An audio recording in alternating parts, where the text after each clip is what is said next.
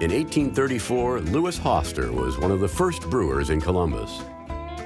And he founded it right where there's a dip in Front Street. That was the ravine from which an artesian well came and flowed down to the Scioto River. The water was deemed so pure and fresh that he thought it would be perfect for brewing beer. Not shortly thereafter, he was joined by 4 other competitors. The Hoster Brewery grew to be the largest and was really the most progressive. The younger Hoster went abroad and went to different beer expositions and studied new techniques. He was the first one to introduce ice as a refrigerant for beer. He was the first to introduce artificial refrigeration as a way to keep beer cool.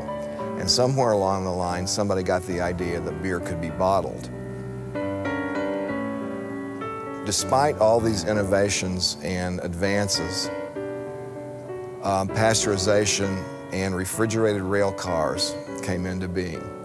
And suddenly you had about 20-some breweries in Cincinnati shipping their product up here.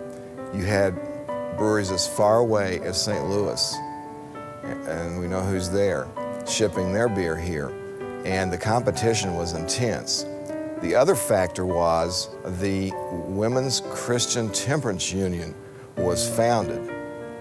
The 5 breweries consolidated, but they were struggling. I would say they were in the red, losing money, probably from 1902, 1903 on, and started really disintegrating. The death knell for brewing in Columbus and actually across the country occurred before Prohibition was set in. After the United States got into World War I in 1917, partly due to political pressures and partly due to the pressure of Prohibition, Congress passed a law forbidding brewing under the guise that it was actually a war conservation measure. They tried to save grain for the war effort, supposedly, but they shut down all breweries in 1917. Of course, Prohibition didn't set in for other alcohol until 1919.